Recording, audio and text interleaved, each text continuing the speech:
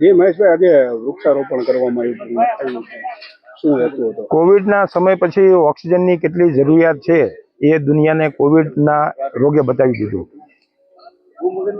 ભારતમાં પણ પર્યાવરણ જાગૃતિના ભાગરૂપે પીપી સવાણી ગ્રુપે પીપી સવાણીની પોતાની માલિકીની જગ્યામાં 10,000થી વધારે વૃક્ષોનું વાવેતર કરવું અને એ પણ જે 2 દિવસ પહેલાનો જે બનાવ બન્યો છે તે અમદાવાદમાં જે પ્લેન ક્રેશ થયું એ તમામ મૃતકો એક જીવની પાછળ 2 જીવને વાવવા, 2 જીવનું જતન કરવું, તેના પ્રયાસ રૂપે, તેના ભાગરૂપે આજે તમામ મૃતકોના શ્રદ્ધાંજલિ રૂપે વૃક્ષોનું વાવેતર કરવામાં આવ્યું છે.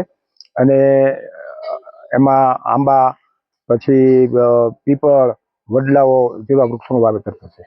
કેટલા વૃક્ષો અંદાજે વાવ્યા? અંદાજે 10,000થી વધારે વૃક્ષોનું વાવેતર 1 વીઘાની અંદર અંદાજિત 115થી 120 ઝાડ આવી શકે તે પ્રમાણે 102 વીઘામાં એટલે 10,000થી વધારે વૃક્ષોનું વાવેતર કરવામાં આવશે.